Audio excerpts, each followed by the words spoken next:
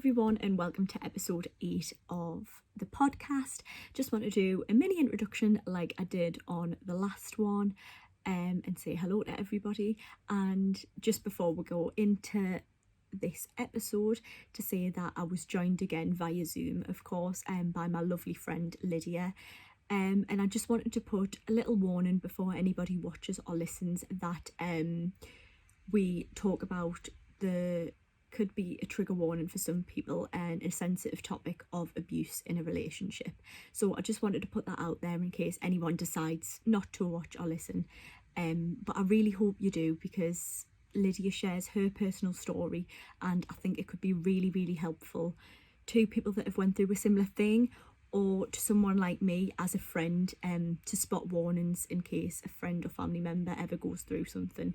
So overall, I think it's really important. Listen and watch, and I hope everybody enjoys and takes something for it. And I'll see you in the next one. Right. So today I'm joined with Lydia, the lovely Miss Lydia Bell, virtually, of course, via Zoom because of Corona times. Haven't seen Lydia in like how long? A year, maybe? No. Maybe, I mean, months. Well, when were you last at work?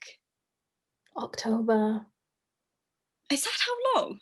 I've been on furlough since October.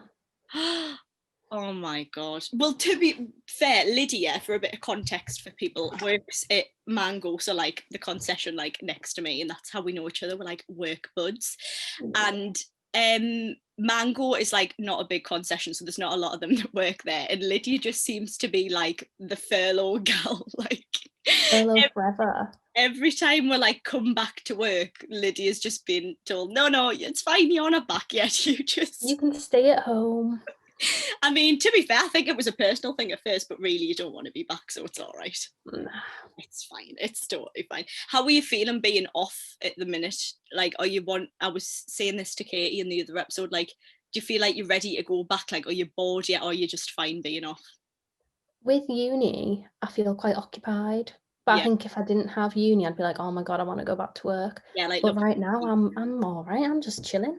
I know, this is it. Wait, to be fair, with uni, one thing when we're shut again in the new year out, I was literally, everyone was like, oh yes, like some time off in January to relax, and I was like, oh, I've actually got to do uni work though. Yeah, we have to do stuff. Like, whereas if when I'm at work, I use the excuse, I'm like, oh, well, I'm at work till 6, like that's the day roll off. Yeah, I don't need to do work when I get in. Can't do anything now, but oh God.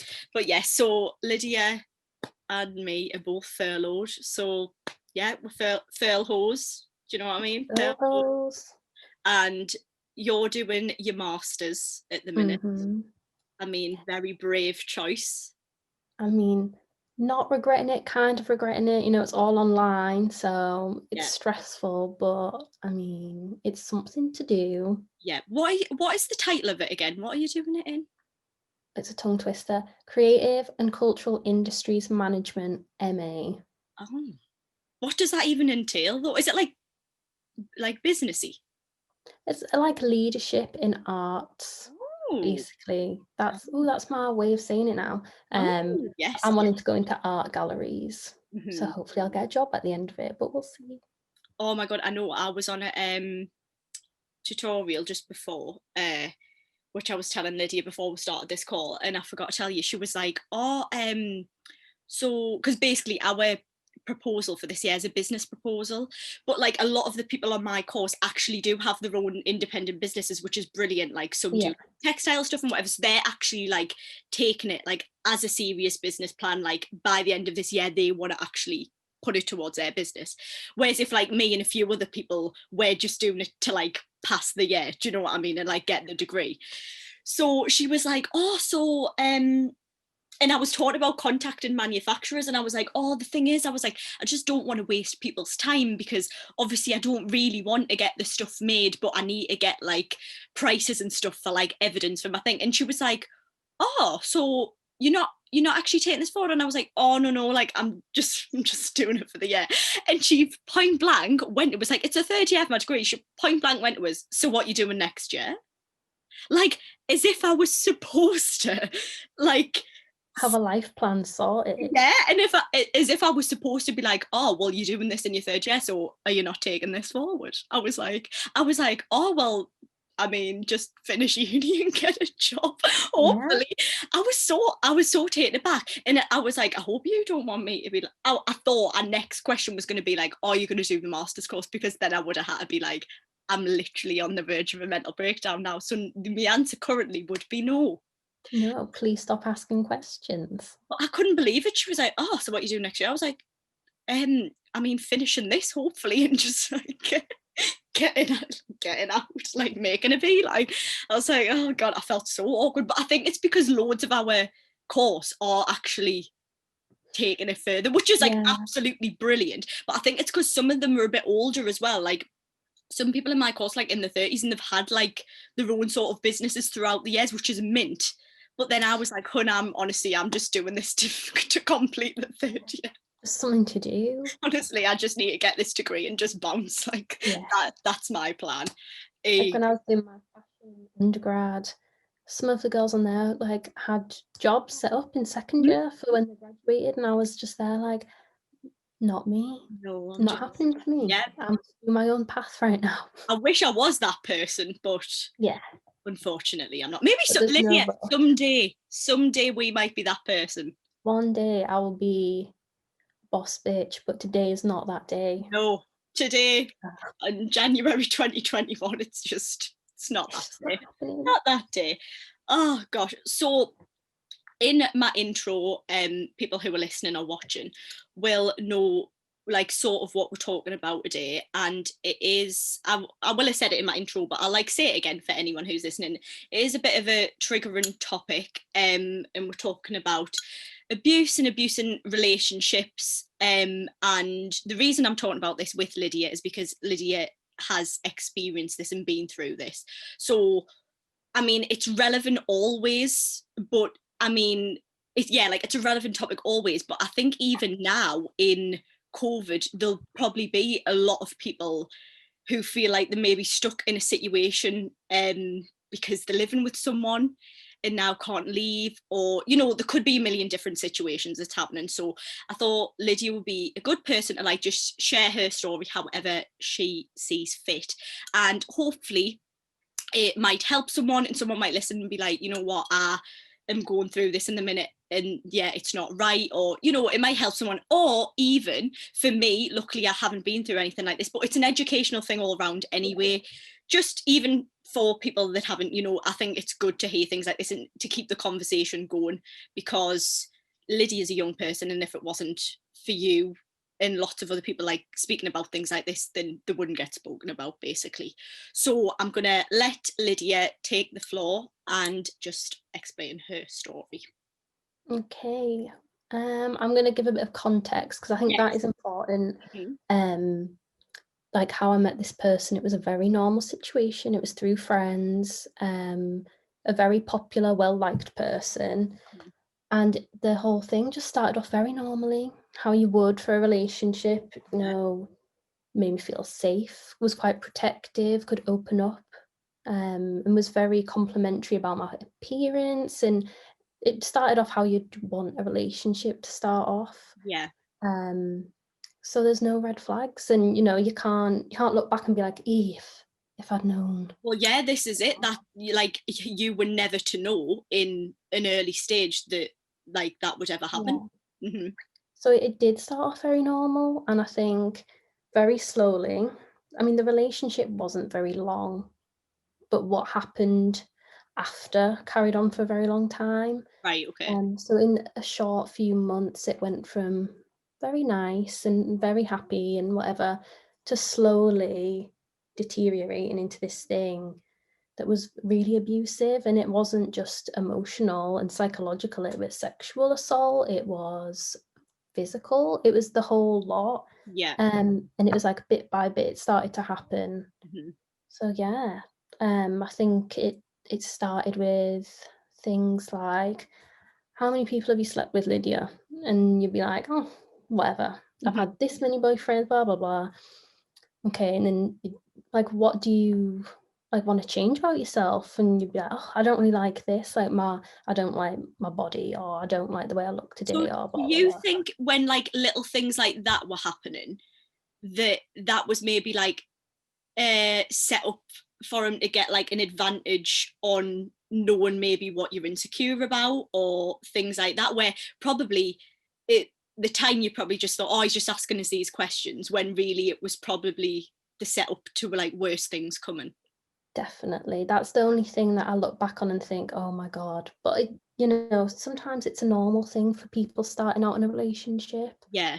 um but yeah, so I kind of opened myself up in that way, and then it start off being like, "Ugh, I'm not actually happy with the fact that you've had previous boyfriends, and I'm not happy about what you wear. It's a bit too revealing, Right. and your friends dress a bit like that too, so boys will be looking at you when you go out." Mm. And it was getting into that territory, and very slowly kind of was, I think you're a slag, and I Right. think you're a whore. And did, when like things like that happened and conversations like that happened, was it ever like when you were having an argument, or could it be just like out of the blue as well? Like, was it in more of an argumentative like state, or sometimes were you just like, oh my god, where's this came from? Completely random. Oh my god. So it was like an attack on me and how I looked, and that's for a while, that's what it was. So then I became very self-conscious, didn't really like to post photos anymore, and if I did, I wasn't wearing much makeup, or Yeah. I was covered. Mhm. Um, and then it was kind of exact points of like my body, like your tummy's getting a bit big, or you're actually getting really skinny, and it'd Right. be like that. Yeah, like one Um, extreme or the other. How, what, I mean, this is obviously a hard question to answer because you try to think back to the time, but did you ever have like any immediate responses? Like, were you ever defensive, or were you just a bit like, oh my God, no, like he's right? Or, I used to be really defensive, quite argumentative, and I right, soon learned if I did that, it'd be like another thing, another insult would it be got added. worse. So Yeah. I just kind of learned how to ignore, like block Yeah. it out. Hmm. If I was going on a night out with my friends, constantly messaging me, like, what you doing, what you doing, what you doing, ringing me, leaving voicemails. And it kind of then moved to a physical abuse where, he'd sit and he'd just randomly like hit me. And this is where it was getting quite scary, because I think Yeah. with name calling, you can kind of block it out and block it out, Yeah. And I whatever. think sometimes as well, there'll be a lot of women and men, like obviously we're not just saying this happens to women, but Mhm. like on both genders. I think probably when it starts out as like just emotional, it's one of them things where maybe as you like defending them as a partner would be like, oh no no no, like that's just the way they argue, or he or she gets angry and then like says sorry after that, so like I know they didn't mean it. Whereas Mhm. if obviously when it starts getting physical for you, that's like when you're seeing that it was like getting worse and worse. Yeah. Yeah. Um, or it'd be like he'd want to play fight, but he did Brazilian jiu-jitsu or whatever. So he Who's wasn't like a weak strong. person. He was Yeah, quite strong, and it wasn't play fight. Play fights like tickling or whatever. of course, yeah. This was like pinning me down and then sexually assaulting me. Oh my So it kind of went from one extreme of name calling to then like another level God. Mhm. of just absolutely me having no control. And Yeah, like this didn't happen every single day. It was like he'd make an excuse like, I'm so sorry, I'm really unwell, I'm gonna go get help. So that was my thing to cling on to, like he's gonna go get help. yeah, And I'm gonna be that person to help him get help. yes. Uh-huh. Um, just because of the type of person that I am, if I think, oh, someone's not well, Mhm. if Did I you let think maybe like as if it was like because you were with him, like, oh well, now he's apologized and said he needs help and like, admitting that there's something wrong. Now it's like my responsibility, like I'm gonna help him like through this. And do you think maybe that's why you did stay in the situation for a period of time? yeah, I think I felt quite guilty because he'd be saying, "You make me upset because you wear that," which now it's like the most ridiculous thing ever to say. But Mhm. in the moment, it's like, "Oh my God, I'm making someone so Feel upset and like I'm that. causing them like to be ill, and he's worried about, you know, this and this. But yeah, like I think it was like a guilt thing. I felt really responsible, and like it was very toxic, obviously, Yeah. but yeah, and it kind of escalated and escalated.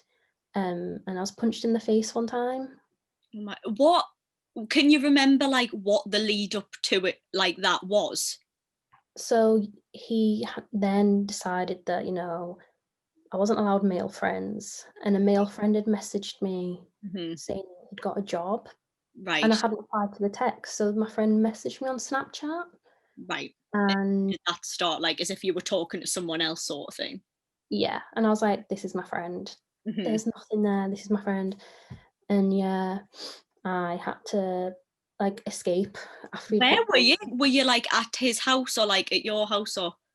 So I was at one of his parents' houses, Right. and his parent knew what had happened and told me to get out, and that What? was making him ill.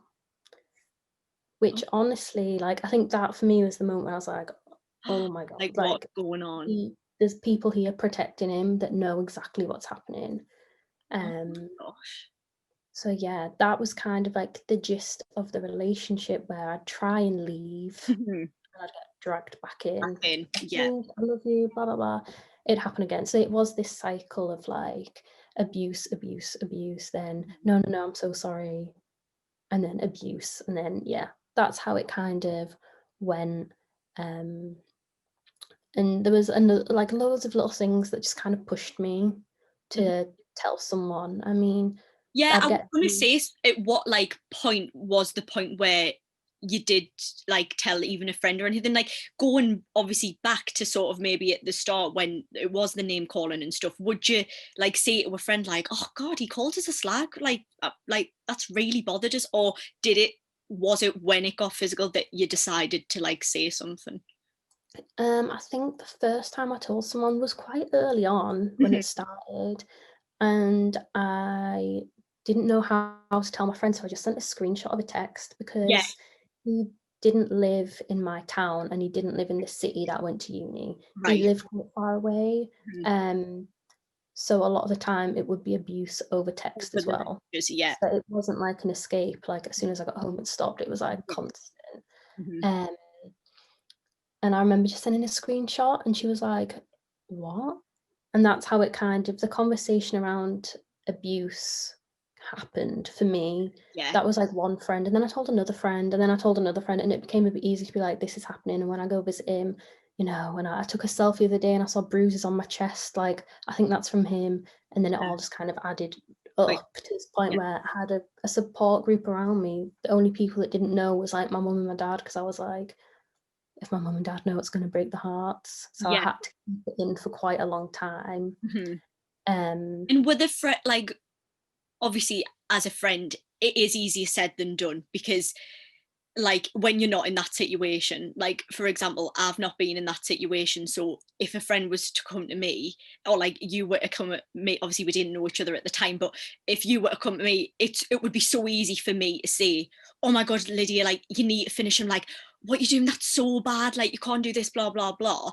But obviously for you being in that situation, it wasn't as easy as that for you. So did you have friends that were saying that, or were they trying to say, "Oh well, right, well be careful and do this and that," or like what were people's responses? I think all my friends were like, "We don't need to be with him." Yeah, Um, some friends were more forceful with their opinions, which I completely understood. yeah, Other friends were like, "Okay, I cannot force you to leave this person, but I'm here for you when you need me," yeah. which was like very helpful. Hmm. Um, and it got to a point I went to visit my friend in Scarborough, one of my oldest uni friends. She was like one of my biggest support systems that I've got. And I went to visit her, and I remember she just sat me down and she was like, "This needs to like, you need to tell your mum. Hmm. Like you can't keep going. This is gonna go on and on and And on." And she how was long at that point had it been going on? Can you remember? about 3 months. Right, so that's when she was like, "Right, you need to like tell your parents," sort of thing. Yeah, and I remember I left hers early, went home, was in bed, and I was like, "Mum, this is what's been happening." Hmm. And she was like so upset, obviously, but I think she knew that something wasn't right because It's like a mother's instinct, isn't it? Although obviously she wouldn't have known because you hadn't told her the full extent. It's like, even if something minor's happened, your mom's like, what's wrong? And it's like, yeah, how do they know? Don't they? They're like, they can tell when you're off. So maybe she was sort of waiting for you to come to her yeah. with it. Yeah. And I don't think she knew it was abuse. She said that she knew there was like arguments and little things here and there, but she had no idea the extent of it. Mm-hmm. Um, and I couldn't bear to tell my dad, so my mum had to go and tell him. And it was like, then suddenly all the dots were being joined, and they were like, "Oh my god, that's why you had bruises on your legs. Oh my god, that's why you came home that day Everything after came seeing together. him, and you were so quiet." And it all kind of joins together. Mm-hmm. And I think from that day, it didn't get easier, but I was like, look, this is happening. He's sending me this message, blah, blah, blah. And I mean, like you said before, it is easy for people to be like, oh, finish Yeah. him.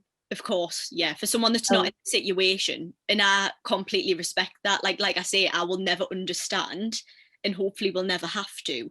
So it is so easier for an outsider to say, do this, do this. But yeah. how you're feeling, although you knew it was wrong, like you said, it was easier said than done. You had to take the appropriate steps that like you needed to take. Yeah. I think as well, like I was always that type of person to be like, if a man ever lays a hand on me, I will leave them and blah blah blah, but never ever think it's going to happen to you. So it's one of those things that you can't actually predict, and you can't. There's not a right or wrong thing. Like you just have to do what's best for you. And yeah, I told my mum, she told my dad, and then I remember my mum had said to me like, "Oh, do you ever block his number?" And I was like, "Yeah, but if I block his number, he rings me on no caller ID. I also get emails. I get messages on LinkedIn. Yes, It's like so it's like yeah, no escape. Hmm. it's easy for me to just not have his number blocked, Hmm. like to just get the texts and ignore them." I remember I was about to go back to uni, so I started my third year. I remember thinking like, I don't want to go back. He knows where I live. He knows my address in Newcastle. And he like I'm knows I'll worried. be going back to uni. Yeah. He knows probably he could type in my course and the building had come up like, I am worried. So I emailed uni and I was like, I'm too scared to come back on campus. What do I do?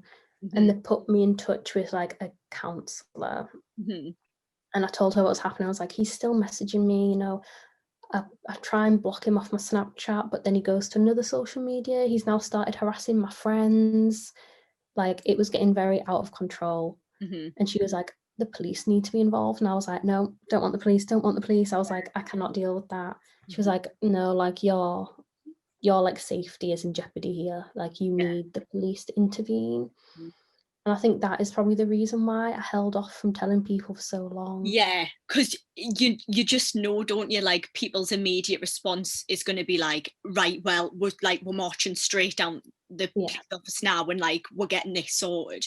Whereas if for you in your head, because you knew how much he harassed you, like he knew details about you, he knew where you lived, etc., and you're probably thinking, oh, well, if nothing comes of this, and then I've reported to the police, and he knows I've done that. Like, were you thinking what could then happen from there? Yeah. And I Yeah. think as well, I'd started to like not educate myself, but research into abusive relationships. And they're basically saying all these sites saying it does get worse before it gets better once you leave. Mhm. It gets 10 times worse. And that was the case for me. Mhm. Because as soon as I made that first police statement that took hours and I had to put together evidence of screenshots and Yeah. everything, the harassment literally went from like 0 to 100. I was getting things sent to my flat, Oh like my. flowers. My flatmates who I was living with, when like packages would arrive, they'd be like, what's it going to be next? Like, what is this person doing? Yeah. And I think in a week, I think maybe 2 weeks, I made 7 police statements because every time he did something, Yeah, like reported like that. report it. Yeah. And I think he'd had like a special thing where like he couldn't contact me. It wasn't a restraining order, but he just wasn't allowed to make any contact with me or any of my friends for this period of time. Mhm. And he was contacting all sorts of people, like course mates, people that I lived with, my best friends that I didn't live with, my friends from home, anybody that he knew I was friends with, he wanted to know what I was doing, who I was with. What kind of messages would he like send people to try and find out? I know with one of my friends, he was like, "I'm really worried about Lydia. Tell her I'm So sorry." like almost as if he's trying to be like play this Yeah. caring like character. Yeah. And he sent a message to one of my close friends at uni saying, "I was abused as a child. This is why I abused Lydia." You know, like at this point, I don't care if you were, because so many people are abused as children and they don't turn out to be Yeah. monsters. And Mhm. that's what's the mindset I was getting myself into. Like, no, there's no Yeah. excuse for this. Yeah. But yeah, the police, some police officers were great, really supportive. Some police officers were like, "Well, you've got yourself into this pickle because you kept going back." And Oh, no. my faith in police officers after that was just none. I Like, mean, like you're lucky that at that point there was like the switch had flipped and you were like, right, no, it's not okay. Because mhm, there's so many women and men that when they do first go to the police, and it would take one police officer to be like, oh, you've got yourself in this, and they're like, oh my god, I've made the wrong decision, like I'm going yeah, straight back, and could get themselves in such a more dangerous situation just based off what an officer might have said.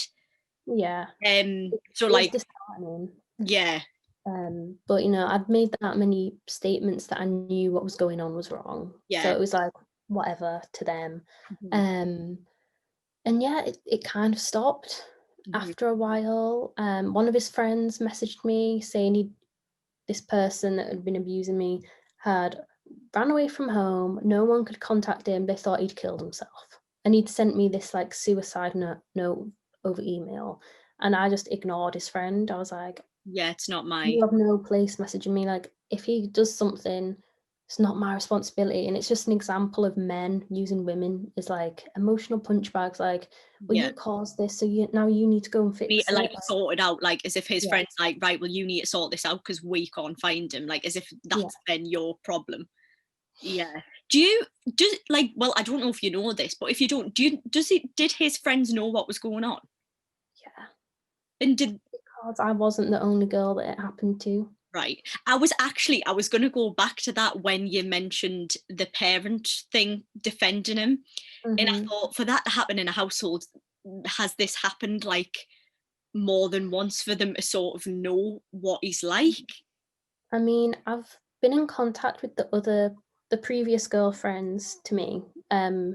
Been in contact with them. I don't obviously it's their own experience, Yeah, but of we course. have all went through very similar Things. things when we've spoken, um, and we've kind of told our stories almost identical. I mean, apart from like a few little bits here and there. Mhm. Um, but yeah, it's really scary. How similar And it is. Yeah. his parents, his friends knew that he was hurting women and they just never did anything about it. The only time they did anything was when the police first got involved and arrested him. Mhm.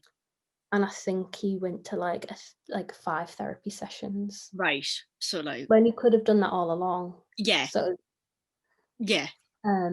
so yeah, like people knew, his friends knew, um, and to this day, like all I can say about that is if you know your mate is abusing someone, whether you're a girl or a boy, tell them that it's wrong. Like, Yeah. stop protecting people I that just hurt I others. can't believe that people around him knew and just like chose not to do anything. Like Yeah, like a lot of times when someone's outed as being an abuser, sometimes like the people closest to them are like absolutely devastated and they're like, might say, oh god, I can't believe you came around my house for dinner or Christmas and like I would have had no idea or whatever. So to have people around him actually knowing, well, I was going to say, I don't want to say justify, but they are justifying it by not doing anything about it, yeah. um is like unbelievable, like Mhm. completely unbelievable. And I think the parent thing, even if he was abused as a child, so that's, I don't know, seen as normal in the household, then still what is the friend's excuses? Like how was a young person and that's your friend, can you even defend that. Like it's Yeah. mad, absolutely It's mad. crazy for us to think about that as well because we've came from, like loving families, we've got Yeah. loving friends, and Mhm. it makes you think like how people are conditioned, and it's a lot of toxic behavior within Yeah. friendship groups and family homes, and it's just that's how bad people are created, Yeah. I think, but 100%. without getting too deep about it. No, no, definitely it is. It's important to talk about though. And when you, I mean, obviously, I don't know how much in detail you spoke to them, but when you did speak to the girls, do you know if they ended up reporting anything or did they just try and get out when you um were with them? I know one of the girls did contact the police, and another girl got kicked out of uni. Right, okay. Right, at like So, uni. it's not like nothing was ever done, and even if they didn't wanna do anything about it, it's completely Oh, their choice, but, 100%, yeah. I mean, it is hard to even try, so they were both really brave in doing that anyway. I just know that, like, nothing had ever happened further. Because with me, when I went to the police, I had to wait months before I heard back from him, and I just got this email that was like, "Yeah, really sorry, Lydia, it's not gonna go to court. Yeah. The If people who it's just decide like it's going to nothing. court." Yeah, the people who decided if it goes to court or not thought your evidence wasn't sufficient. It's like you wouldn't be believed in court, and that is just like, "Oh my god." And since then, I'd had, like, thousands of emails from him, and I was like, "I don't even wanna go back to the police, like, Yeah.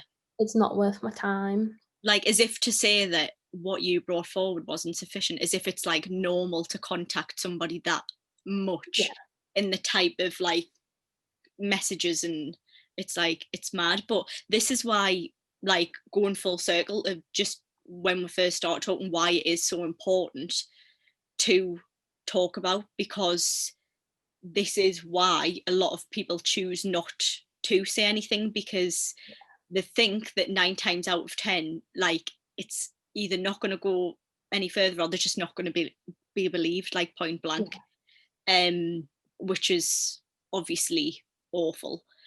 um and yeah, I think it's hard at the minute as well, like I say, with COVID there will be a lot of people like sort of feel like they're trapped in a situation. mhm, um but it's like important to like remind people that there is help out yeah, there. There's like discreet phone numbers that, like, you know, if your partner checks your phone or whatever, like they wouldn't know that you've contacted or whatever. And I think it's really important, and especially even like people who have like children in a situation, I think sometimes feel like they don't want to leave the other person.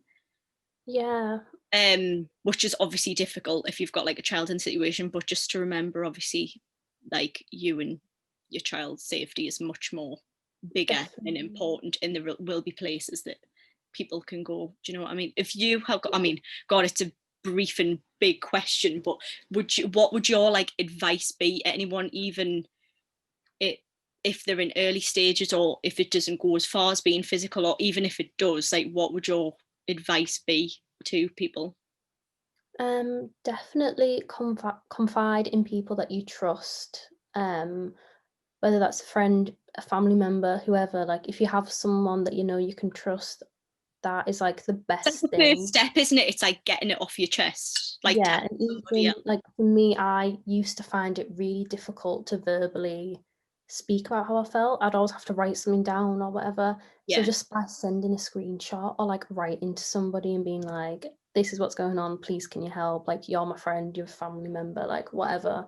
I yeah. think that's like the best thing. Mhm. And and to like remind yourself like not to blame yourself about what's happening. Like, this person that's hurting you, they are the one to blame, and Yeah. no one can force you to leave them. You have to do it when you're ready, Mhm. and yeah, it's never your fault, No. and there's no excuse for it, whether they say they have mental health problems or not, whether they try and trap you by saying you're making them feel worse. Like, so many people have mental health problems and they don't want to hurt anyone. They No. don't want to hit Yeah. anyone, especially someone that they're meant to love. So it's just kind of reminding yourself that if someone truly loved you, they wouldn't want to hurt you in any way. So yeah, I think that would be some advice, and I think that would have probably helped me a bit. Yeah, of course, Maybe putting yourself early. like back in that situation. Yeah, Yeah, definitely. definitely. I know, even like thinking, I mean, sorry, when was it, how old were you at the time? Um, 2018 when it started, and it carried on. So I was like 21, and it carried on up until my birthday just gone. Right, so Like, it's like a long, yeah, so like a long time. So even just to like give context to people, not even being in the relationship, like showing how long it sort of went on past yeah. that. Just because, no, the reason I was asking how old you were is because I remember, like, even, you know, when like someone tells you something and you think like this isn't right. I Mhm. remember being in sixth form. So I was like, I'm an August baby, so I'm like a youngest of my year. So maybe I was like 16, 17-ish. And I remember a friend at the time was going out with somebody in school. And it was only like, it wasn't anything, well, you say it's nothing serious now because it was like a short relationship, but Yeah. at the time, you know, you think it's like a serious thing. And a friend was going out with someone, and I remember she was like crying one day in school, and I was like, what's going on? Like, what's wrong? And she was like, he suffered with like mental health problems, as like we've said, like a lot of people do.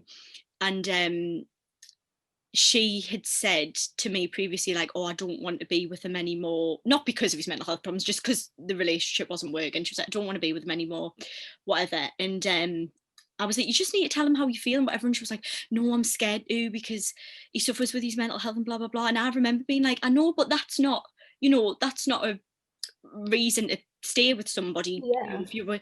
And she was like, yeah, and I think one day anyway she must have just said like, listen, it's not working, like I don't want to be with you.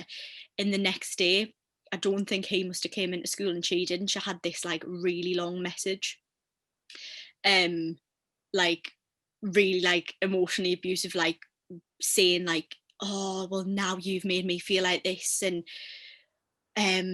the only way I would get better is being with you. And like so like you say, like the blame is then was set in her head. And at the end he was like, I'll kill myself if like Yeah. we're not together, sort of thing. And I remember she was like obviously like distraught at the message, and she was like, I can't, like, oh my god, I need to see him, like I can't leave now. And I was like, listen, I was like, that's not okay. I was like, if Mhm. he loved you, I was like, that is not what you would say to someone. And I even remember then, although luckily for her, like there was no physical thing, or previous in the relationship I hadn't heard of anything too drastic. I remember when she read that message being like, something's not right here, and like you can't like stay in this. Yeah. um and I think, like you said, obviously people have to take their own time. And I think I had a few conversations and a few meetups because she was like obviously seriously worried about him, because she was like, I don't Yeah. know what he's gonna do and all this. And I think it went on. I think she did stay with him and it went on a bit longer. And then eventually she was like, I can't do it anymore. And I mean, I haven't spoke to him in years, but I think he's like fine. Yeah. I think he's at uni and stuff, and obviously hopefully he is getting help or whatever it is that he needed to get help with. But yeah, I remember even sort of being 16, 17 and had never really, I knew like what abuse was, but I never had a first hand situation where I'd had a friend say anything, or, you know, I'd never had someone directly say anything to me. And I just remember her being in hysterics and reading the message and being like, right, no. And it is, isn't it? It's like something, and that's probably what you needed. Just like you said, sending a message to a friend and having the friend like validate how you're feeling and be like, Yeah. Lydia, like that's And not it did go on for longer than probably what I would have wanted or my friends wanted, but it ended. It mm-hmm. ended, and it took a very long time for me not to get an email off him. Yeah. Like literally May 2020 on my birthday, like that was the last time.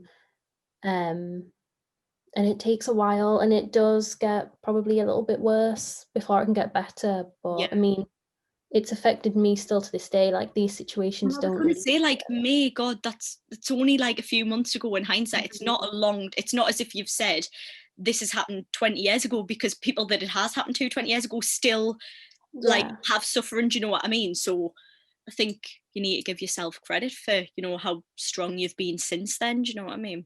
Yeah, and I think as well, you know, after that period, I was like, I'm not okay. Like when it kind of calmed down a bit, I was like, I'm not okay now, and I was okay before this happened.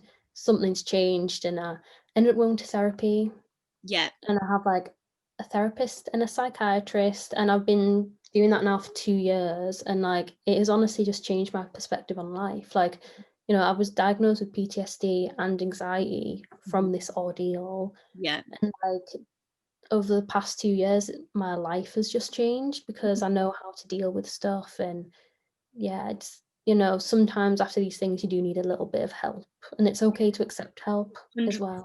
Definitely. And the same goes with friends as well. Like just having a good support bubble. Yeah.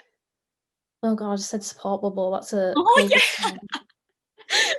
Corona terms. I know it's like things that we'll never ever see again, like support Oh. bubble. Oh gosh, I know. What about a Taking away support group? freedom. Not a bubble. We don't like Oh, bubbles. we don't But like yeah, bubbles. a support group that's just there for you Yeah. is really good. And it took me a while to kind of get to a place where I wanted to be in a relationship. And it took me a while to kind of be like, right, I want to do my masters. Like I took a year out of just working in our lovely shop. In that our we have. lovely humble abode, might as well be our second home. Yeah. You know, I just kind of found my feet again, and yeah, hopefully everything just kind of goes up from here. Like I know I'm gonna have bad days, and I think anybody else who's been through this or is going through this, like nothing is ever going to be perfect, like whether you've been in an abusive relationship or not. So it's just don't be too hard on yourself. It's good as well that for people that, I don't know, might be going like through a similar situation to what you did, or are coming out of it and still think, oh God, I can never see it getting better. Like to show that Lydia is like still suffering but getting help, but that you've managed to like move on with your life. Like you decided to do your masters, you decided to get in a new relationship, do you know what I mean? And like, although not that you'll ever forget it and it'll ever be taken away from you, but the fact that it does, like it can get better, Yeah, that you can end up in a much better position is like yeah, a really definitely. important message to end on, I think. Yeah, Yes. Gosh, I feel like it's so very emotional, but it's like, yeah, it's good, it's important, isn't it? I feel like it's definitely. funny because as friends, it's like this is almost like a bit of an interview type situation, and as friends it's like funny to talk about it like this because you're like, oh, this and this. But Yeah, I think I hope that it does like reach a wider audience and that it has helped people definitely. as well. So yes, I just want to say thank you so much to the lovely Miss Lydia Bell Thanks for having me. for being my guest, and we'll do more in the future. So if anyone has any ideas, hit them away and we'll get Lydia back on. But yes, thank you everyone so much for listening, and I'll see you in the next one. You have been listening to C Cups and Teacups, the podcast. Thank you so much for listening. Make sure you download, stream and follow, and there'll be lots more episodes coming soon.